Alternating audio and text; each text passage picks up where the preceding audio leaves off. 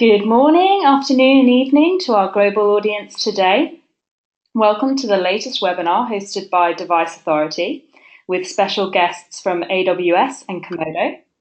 My name is Rosa Lenders, and I'm very pleased to welcome our speakers for today, Adam Eriksson, David Aiken, and Damon Katcher. Adam has over 20 years' experience of working for enterprise software companies, building out markets in employee provisioning, encryption, secure credentialing, and IT secure solutions. He is currently Vice President of Business Development for Device Authority and is responsible for our strategic channel relationships. David is a solutions architect at AWS. His role is to help ISVs integrate products with AWS Marketplace and help customers build solutions using AWS services and AWS Marketplace products.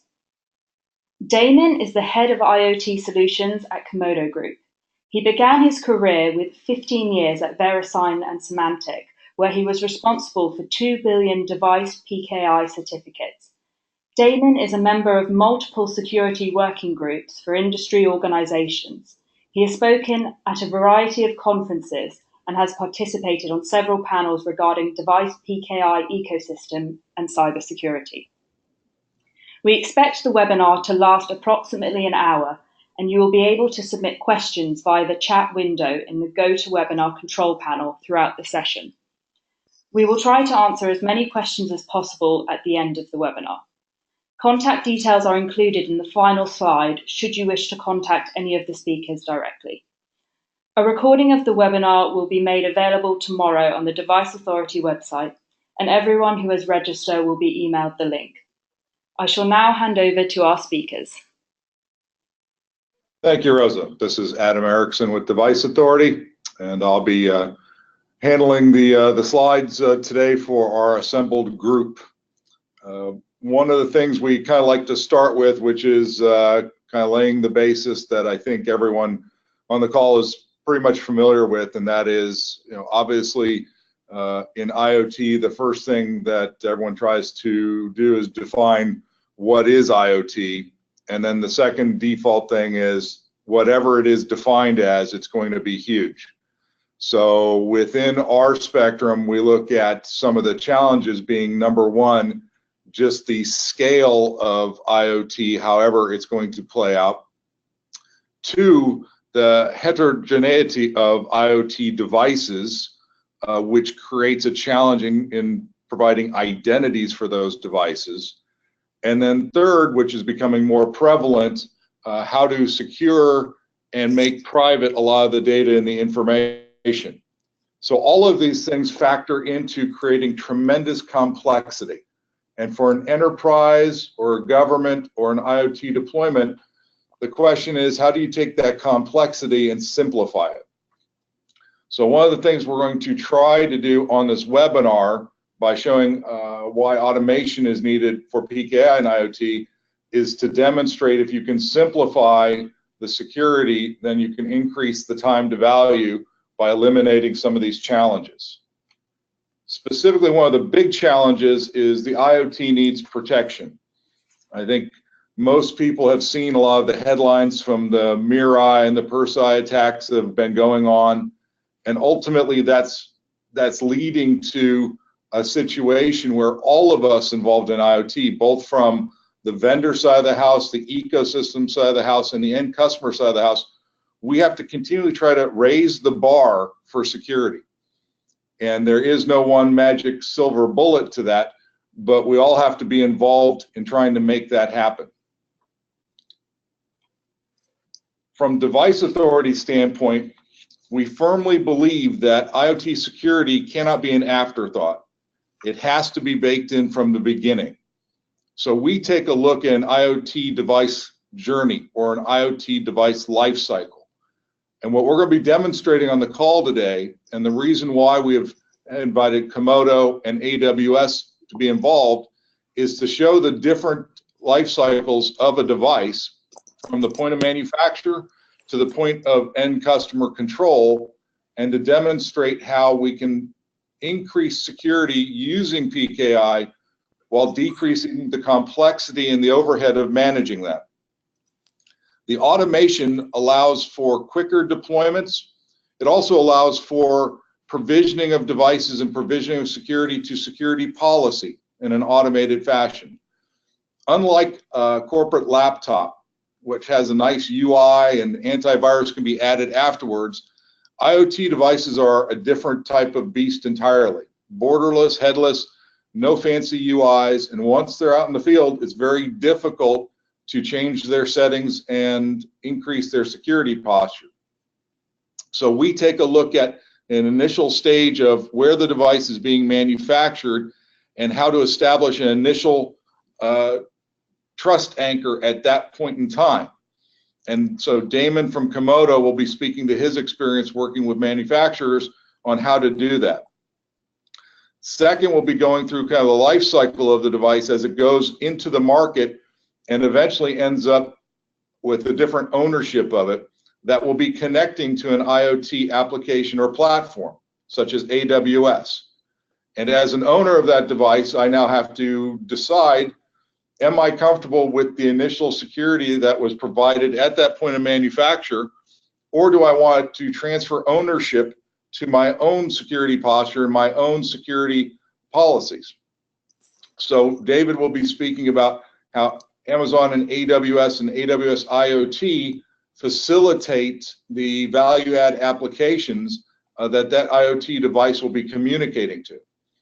And then finally, once the device is live out in the field, now how do we continually manage and update and provide better credential management on an ongoing basis, even to the end of the life cycle of that device? And that's where I'll be finishing up talking about the Device Authority Keyscaler platform and how we're able to do that. So with that, I'm going to hand it over to Damon and let him go through the Comodo solution to the market. Wonderful. Thank you very much, Adam, and good day, everyone. It's an honor to be on with AWS and Device Authority today. I just wanted to quickly introduce kind of Comodo to you. Comodo has been a trusted provider of security and trust services for 19 years. PKI, SSL, code signing, endpoint protection and scanning, firewall, device management, all of those types of services that require authentication, validation, and securing of information is what Comodo does. PKI is a true backbone and core business for Comodo that we are continuing to invest in and is evolving even further today. We're taking from the traditional ability of digitally signing, encrypting email, secure portal access or enterprise app access. We're taking that to mutual authentication of devices and networks for IoT. Next slide, please.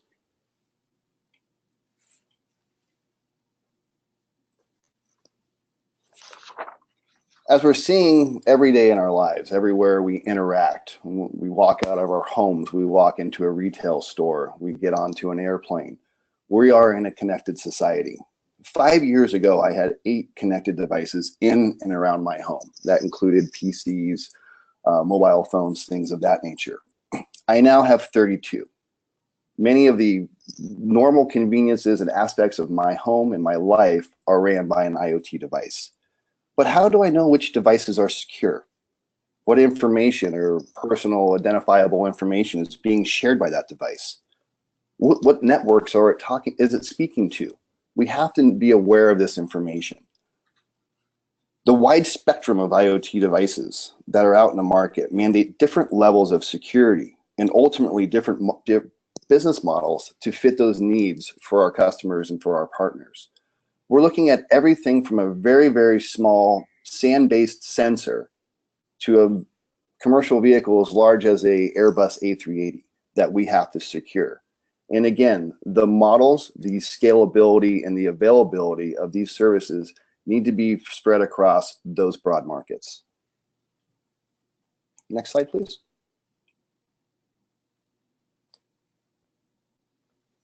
So although IoT certificates have been around for more than a decade, Comodo wants to expand on this tried and true technology by creating a full device lifecycle management.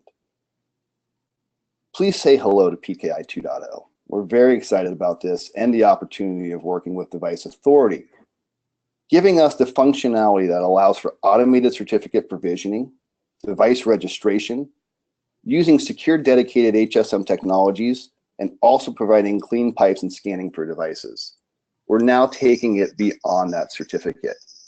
We have to be able to store root CAs. We have to ensure policies and procedures are followed. We have to have the secure facilities to do that. A lot of that is not the core business of an IoT device manufacturer or of some of the network providers out there who are now welcoming all of these IoT devices into their network. By providing a full lifecycle management using the Keyscaler application from Device Authority and other technology partnerships, Comodo is leading the way for the future of IoT device security. Damon, before we move to David, just to speak to your point, as you mentioned, you have, as you counted, 32 IoT devices in your house. From the Comodo angle, what do you estimate next year the total number of devices, IoT devices, that will be created in the global market space? Yeah, that's a great question, Adam. And you see all of the different research and analysts coming out with different numbers. We work closely with a lot of the incubator IoT device manufacturers, and right now that number is around 400 new devices that are looking to penetrate into the market within the next 12 to 18 months. The big thing that we see is a slow consumer adoption usually. It's not until your neighbor or somebody's friend or family gets a device and realizes, oh, that's a time saver for me, or hey, that's a convenience for me, that those devices are adopted. But I think what you're seeing kind of in the market and through my experience, we have seen certificates and device ordering kind of go from the nature of, let's say, 50 million a year up to the neighborhood of 700 to 900 million per year. And I think that's only going to multiply as we get closer and closer to 2020. And from the manufacturer angle, are a lot of manufacturers becoming aware that the standard way that they've been doing PKI on a device needs to be enhanced, modified, upgraded for the new demands of IoT environments, whether it be commercial or consumer? I don't think that the device manufacturers, at least the smaller scale manufacturers, are concerned about security. And that's a big alarm for us at Comodo, and I think generally for the entire industry. A lot of the devices are coming with a large dependence on the home gateway and the security around that home gateway, the security of the network provider. And that's not good enough. There needs to be a marriage between hardware and software. There needs to be a registration component of that device. So when the device first enters into the network, it is making the network aware of who it is, the firmware that's on that device is clean of malware, and can now enter the network or the playground and not cause any chaos or havoc. Great. Well, with that, I guess we're going to move into the next stage of the device life cycle as it actually gets out in the wild and is used to connect to an IoT platform such as AWS. So, David, the time is yours. Thank you, Adam. Thank you, Damon. So, what is AWS IoT? AWS IoT is a managed cloud platform that lets connected devices easily and securely interact with cloud applications and other devices. AWS IoT can support billions of devices and trillions of messages, and can process and route these messages to AWS endpoints and to other devices reliably and securely. AWS IoT makes it easy to use AWS services like AWS Lambda, Amazon Kinesis, Amazon S3, Amazon Machine Learning, Amazon DynamoDB, Amazon CloudWatch, CloudTrail, and Elasticsearch to build IoT applications that gather, process, analyze, and act on data generated by connected devices without having to manage any infrastructure. One of the key components of AWS IoT is the device gateway. The device gateway allows connected devices to talk over MQTT message protocol. Devices communicate over TLS and use certificates for authentication. AWS makes it easy to create, manage, and deploy X509 certificates to the devices for authentication. You can then map roles and policies for access to these individual certificates, authenticate devices to access AWS IoT, and then associate those to AWS IAM roles. So you're not only controlling access to the IoT platform, but you can also control access to the rest of AWS. This makes it really easy to authorize new devices, but also to revoke access to devices without ever having to touch them. These certificates can be provisioned, activated, and associated via the web console or through the API. The device gateway uses a pub/sub model, which allows us one-to-many connectivity between different devices. This means devices don't need to know where to send the message to. They just publish a message and all the subscribers will receive that message. Under the hood, the device gateway is built in a fully managed environment. It's highly available, and so there's no infrastructure for you to go off and provision and manage. Along with the device gateway, we have a highly scalable rules engine. This allows you to take messages from these devices, apply rules, and then route them across your infrastructure, other devices, and AWS services.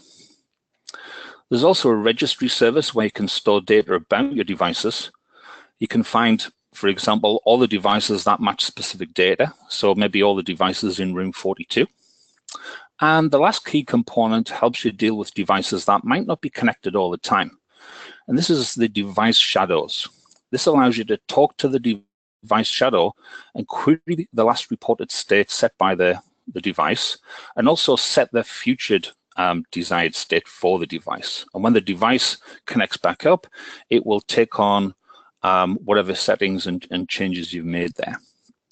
You can do this through a REST API, and the device shadow will take care of communicating with the device. So this makes it much easier for you to program against these devices. AWS IoT platform is an all-in-one, highly scalable managed service that really helps you build secure IoT applications at a fraction of the cost. As Rachio found out when they quickly developed and launched their smart sprinkler controller. This Wi-Fi-based irrigation controller allows consumers to optimize irrigation schedules. The controller consults local weather forecasts and adjusts watering time and volume to account for specific irrigation setups, plants, and soil types in up to 16 different irrigation zones.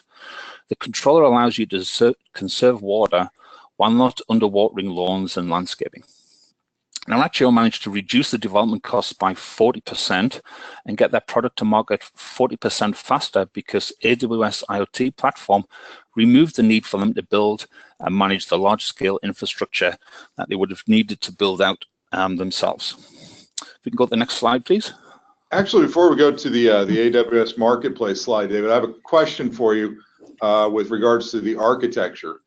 And that is from an AWS standpoint, you had mentioned that there's a way to provision certificates from AWS down to the devices.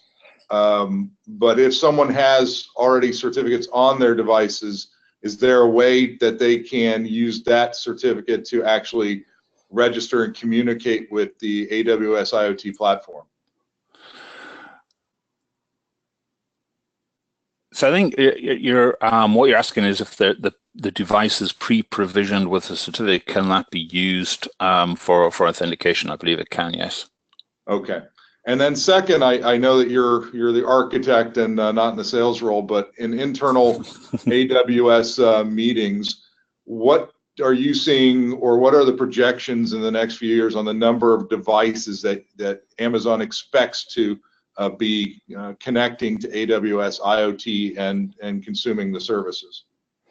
Well, I think you have to look at what customers are trying to do with AWS IoT, and everything from the connected irrigation controller to fleet management. So we're looking at hundreds of thousands, millions of devices depending upon the scenario. And AWS IoT is built on top of AWS platform, which already provides tremendous amount of scale and high availability across regions around the world. So, we're leveraging that to make sure that we can handle the quantity of messages and the quantity of devices that we'll be seeing. Great. I'll move on to the next slide. Okay, AWS Marketplace. We recently launched a discovery landing page, and I think we'll post the addresses just cut off the bottom of the slide there, but we'll get that I think out on the slides when we publish them.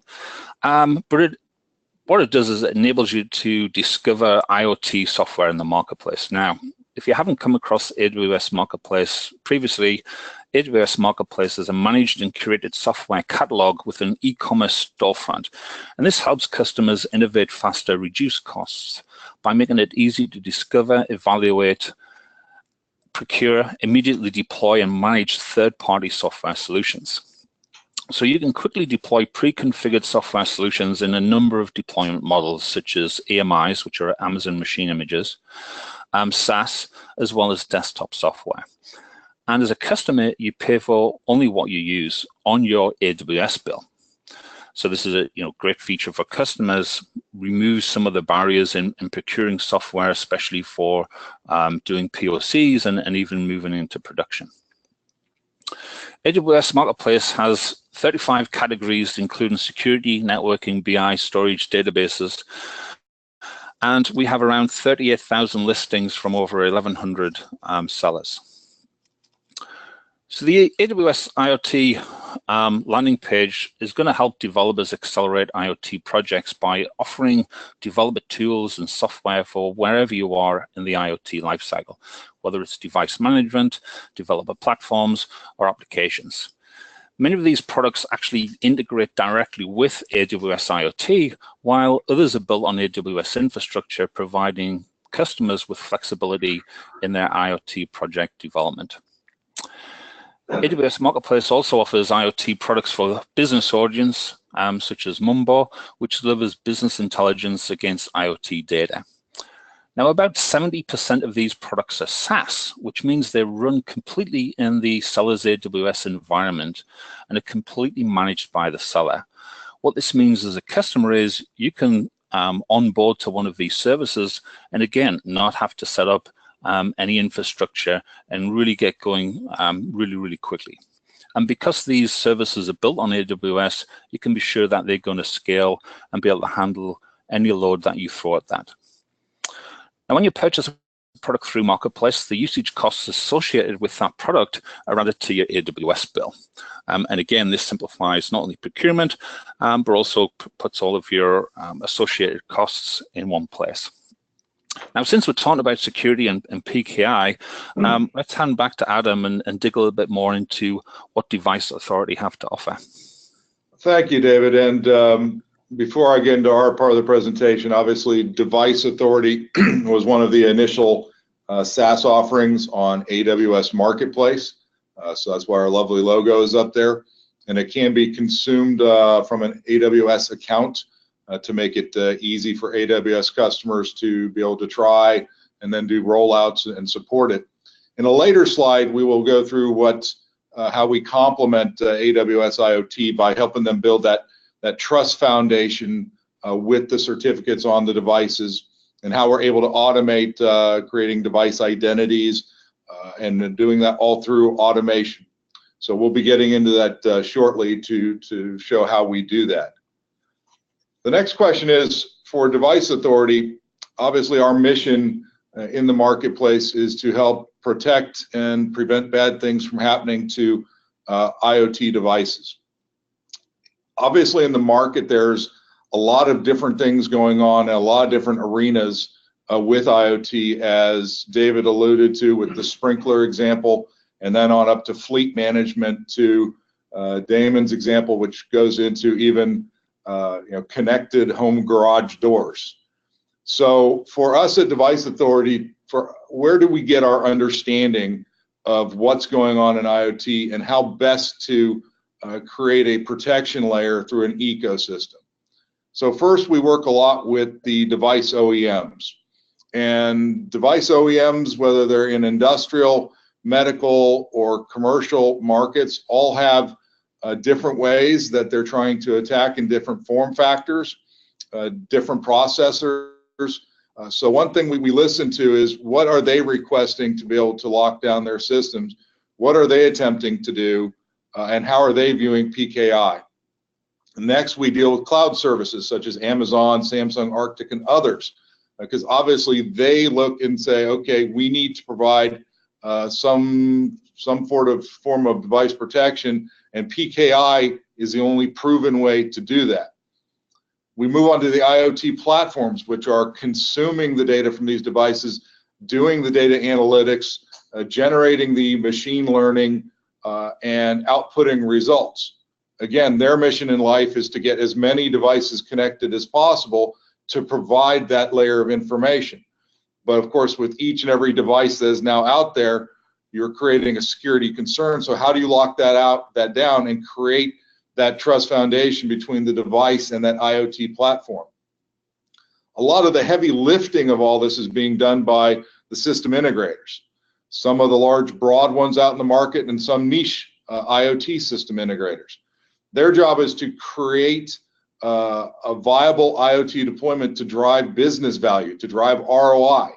But within that, they have to bake in that IoT security from the get-go. And that's how they engage with us. And finally, it's the PKI certificate vendors. We have the trusted third parties, such as Comodo. But then there's also a lot of corporations that are looking and trying to say, how do I do this with my internal PKI server? And so working with all of that has created an idea for device authority that the commonality throughout all of these things is what type of security can truly protect from the get-go and throughout the life cycle of the device, and that is truly PKI. The second thing, though, having all of these touch points, and what we hear on a daily basis from the market is people are very scared of using PKI for IoT because of the complexity and the overhead. So what we're attempting to do is demonstrate that all of the benefits of PKI can be had, and we can simplify the entire process from the creation of the device through the lifecycle management to enable the benefits, but enable it in an automated fashion so it doesn't create such a burden and an overhead. And I point this out because we take a look at commercial deployments as well as consumer deployments, things such as wearable technologies, where once again, those type of things are trying to communicate back to a service. So we had to create a solution that not only took into account the different types and form factors of devices, but also the different organizations that are attempting to roll these out and manage them. So one of the things that we do through our Keyscaler platform, which is a purposely designed security platform to create unique identity and create trust anchors, is to create that automation and remove the human element. And by removing the human element from establishing the PKI management, we're able to enforce security policy, and we're also able to decrease the overhead that it takes to manage those type of deployments. So from the initial IoT PKI provisioning, being able to automatically go out and get certificates either from an internal server or from an external third party and deliver that down to a device and bind it to a device is extremely important. Second, many organizations, especially in the concept of healthcare smart cities, they cannot rely upon that manufacturer-based PKI. They have to have a transfer of ownership into their own security posture. So through our Keyscaler platform, we allow for that to occur and for the ongoing management to be there. Again, I go back to the automated security policy management. Within the employee world, we're used to having to rotate passwords on a daily basis or a weekly basis. We're used to having our identities checked by multi-factor authentication. Within the IoT realm, that is not possible. But with the Keyscaler platform, we allow that to occur. And so therefore, a corporation can scale much quicker, much faster, while maintaining compliance and maintaining adherence to their own security policy, and be able to generate audit logs when requested, that demonstrate, yes, we provisioned these devices out to these locations on this day. These certificates were initially installed, and per security policy, they're rotated every 6 months. So from an organizational standpoint, it's a very sleek way to go about it.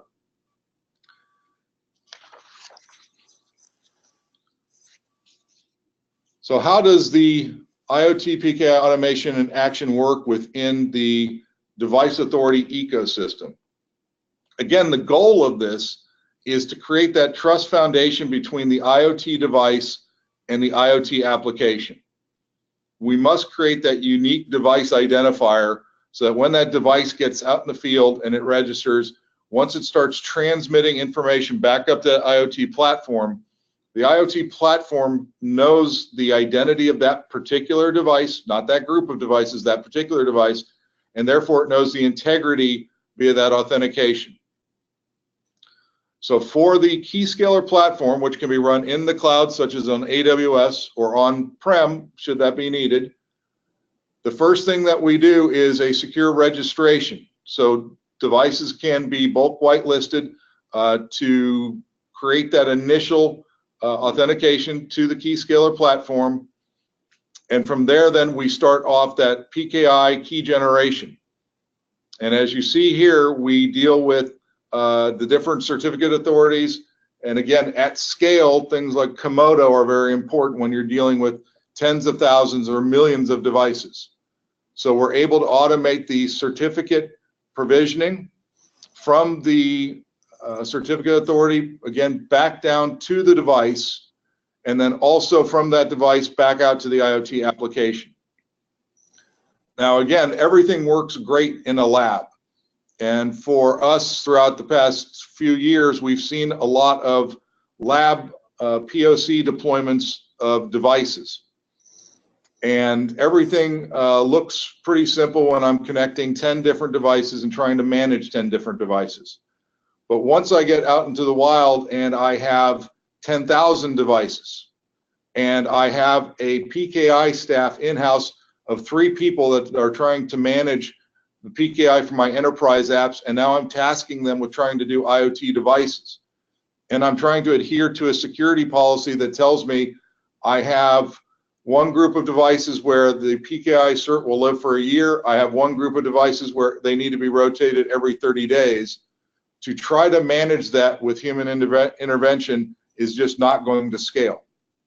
So we believe that with the Keyscaler platform, we do allow for that happening at PKI IoT scale in a seamless fashion, which once again hopefully raises the bar for the security of the IoT. Well, once again, the IoT has inherent device security issues. And looking across, there's a lot of different technologies today that are trying to scan for issues. They're trying to basically react to an attack going on. And in a nutshell, once that attack is already going on, it's too late. So that's why, once again, our philosophy is you need to take into the consideration that IoT full life cycle from where that device is being manufactured and how it goes through its different ownership stages and how you can accomplish things like brand protection and compliance automation. And ultimately, PKI is the most established technology out there today that allows for that to be baked in from the start and not be an afterthought. So what we're attempting to do through this webinar is provide everyone that may have evaluated PKI for IoT previously and has seen that it's slightly difficult to manage at scale, and providing some food for thought of how to try out our ecosystem to determine how to best manage that on an ongoing basis and ultimately be able to create more time to value with quicker IoT deployments. And ultimately, we want to protect and prevent as opposed to detect and react. So with that being said, I would like to then hand it over to Q&A, and for Rosa, if you can go through some of the questions for the panelists. Thanks, Adam. And thank you to Damon and David as well. I've had quite a few questions come in, so I'll just shoot one over well, this one can be answered, I guess, by Damon and Adam. So we've just had a question asking about what does Comodo offer that Device Authority doesn't? Will a customer need to purchase different products or services separately for an end-to-end solution? Or can they get it from a one-stop shop experience? Yeah, that's an excellent question. So Device Authority and Comodo are right now working on a partnership where this will be available through Comodo as a package offering. The technology that Comodo brings is the certificate authority piece from a trusted third party. So that would include secure root CAs, intermediate or subordinate CAs, and then the entity X509 PKI certificates as well. Will be in 2018, we'll be adding in a component called CWatch, which is a clean pipe service and scanning for devices for things of malware, looking at the antivirus, and also looking at the firmware versions that are on the devices before they reach their ultimate network destination. So we'll be providing some scanning technology and all full service of CA functionality for both PKI and for SSL. Yeah, and so from the Device Authority angle, we are PKI independent. We are a delivery and management mechanism. And we are innovating on solutions with Comodo for specific PKI 2.0, as Damon had mentioned. But ultimately for us, the decision of which PKI certificate to use is an end customer driven business decision. So hopefully through, like I said, our partnership with Comodo, we're going to enable that ease of automated access and management, and a few other tangible benefits that we'll be announcing here in the near future with them. But like I said, we're the delivery and the management functionality for that. Thanks, Adam. I've got a question for David now. David, how important do you see the automation of credential management in the evolving click to deploy culture? I think automation is key to any large scale deployments of IoT applications or indeed any applications. It's something we consider very carefully.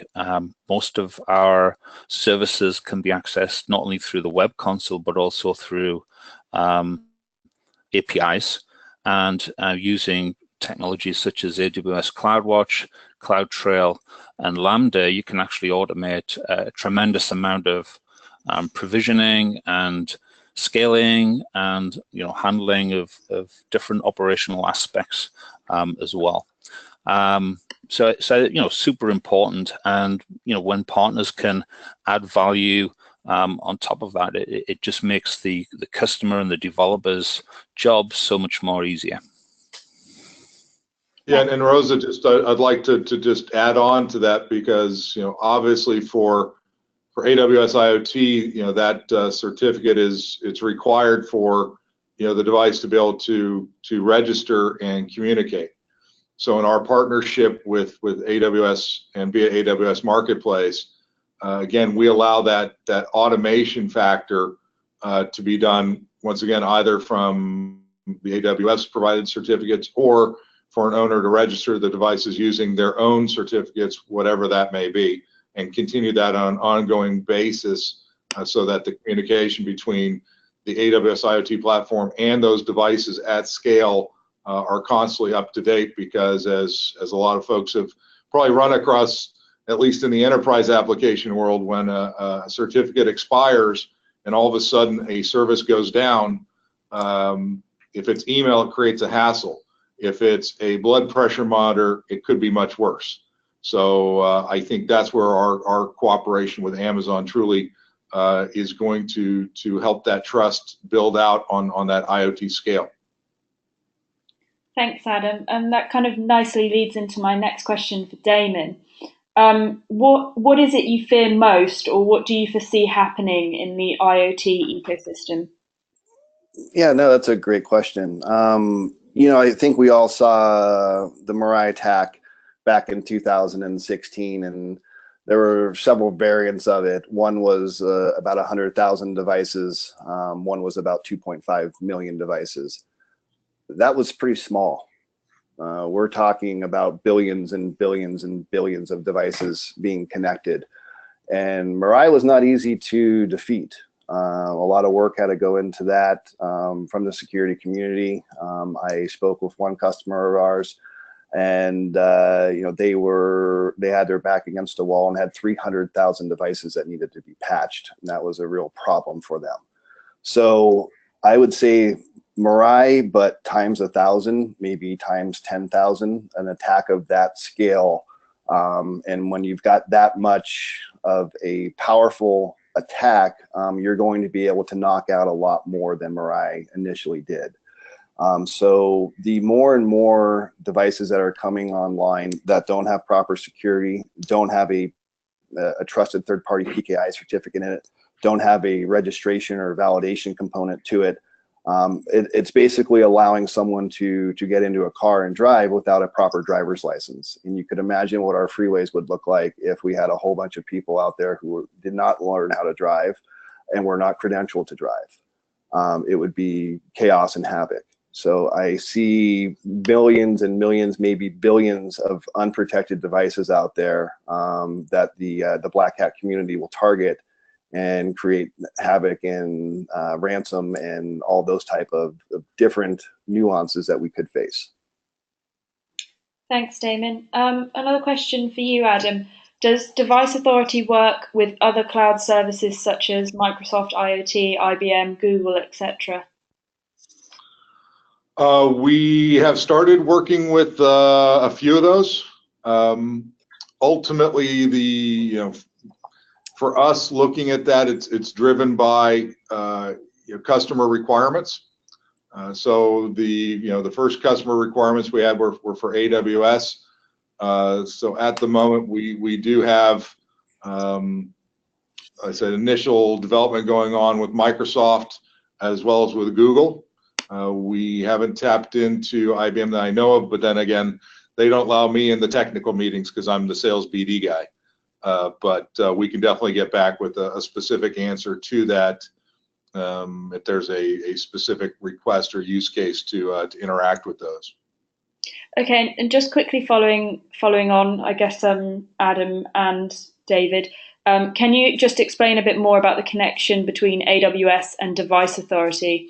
Will a customer need AWS IoT to take advantage of DA services? Or in other words, does DA services work without AWS IoT? I guess I'll take the first stab at that, David. Yeah, sounds like your question. Yeah, so we are listed on AWS Marketplace, which means if someone wants to buy Keyscaler and download it on-prem, they can acquire that through AWS Marketplace. If they want to stand up their own AWS instance, that doesn't necessarily, I believe, have to be AWS IoT, but their AWS instance, and be able to run Keyscaler in that they are consuming as a SaaS model from AWS Marketplace, then they can do that as well. So I don't believe that the two are mandatory together, aside from those connection points. Okay, thank you. I'll just do one final question. Adam, how do you see proposed government regulations or standards bodies driving the need for security? Obviously, we view all of that as positive. Both on the government side, here in the United States, the Senate is talking about trying to come up with some, legal frameworks. The FCC has a lawsuit against D-Link for their participation in the Mirai last year. But ultimately, for governments, you know, they tend to create very broad spectrum statements that, you know, thou shalt protect, and if not, then you will be responsible. And regulatory bodies are also great once they understand, because they have to look at what's the current state and what's going to be the future state of an ecosystem or an industry 10 years down the line. But in both of those instances, from the government angle, you know, that creates debate amongst board of directors doing these IoT deployments of what is their liability, right? What is their exposure? And ultimately, from that discussion at the board level, that drives down to the CISO, and then that drives down to the IT department, and the IT department is told, fix this or implement that. And the IT department is not necessarily told exactly how to do it. They're not given more resources to do it. They're just told to do it and make sure that they're always in compliance. But ultimately, that's a good thing for, you know, the market to have. From the regulatory bodies, they do tend to state more specific, you know, technology boundaries that have to be accomplished. So if I'm a smart refrigerator manufacturer and I'm communicating back my data, what are the parameters on how I have to protect my data? So, you know, again, that goes back into what we're seeing is ultimately these conversations are very positive, but it's going to come back down to, you know, as of today, there are very few technologies that can handle such broad spectrums, and ultimately PKI is one of them. And given, once again, just the complexity of IoT, the different types of devices, different form factors, different management consoles, all of those things, we have to be able to simplify that mission that's being driven from, you know, governments that are now listening to public discourse to enable IT departments to actually do what needs to be done, and to make sure that lives over the lifespan of device, even when it gets decommissioned and then repurposed in a different continent for a different customer set. Correct. And Adam, to add on to that, you know, the industry standards that are being set are very crucial as well. So, you know, we enforce a lot of those industry standards for different types of devices. So we work along with Zigbee and OpenADR in the energy space. We work with the WiMAX Forum and Aeromax and WiMAX Telcom. So a lot of the industries are taking it upon themselves to set standards for device security, and those standards include the use of a trusted third-party X509 PKI certificate.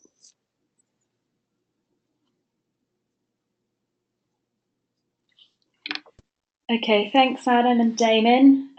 We've come to the end of the webinar, but we've actually just been asked, will there be any future webinars scheduled? So that's great to hear. Everyone's obviously enjoyed themselves. But any questions that we haven't been able to answer, we will follow up and answer individually over the next coming days. Again, just a big thank you to David, Damon, and Adam, and everyone that's been listening. We look forward to engaging with you in the future. And please don't hesitate to contact us. All the details on the slide now, and we will be sure to follow up tomorrow with a recording. So thank you, everyone. Thank you, Rosa. Thank you. Thank you, guys.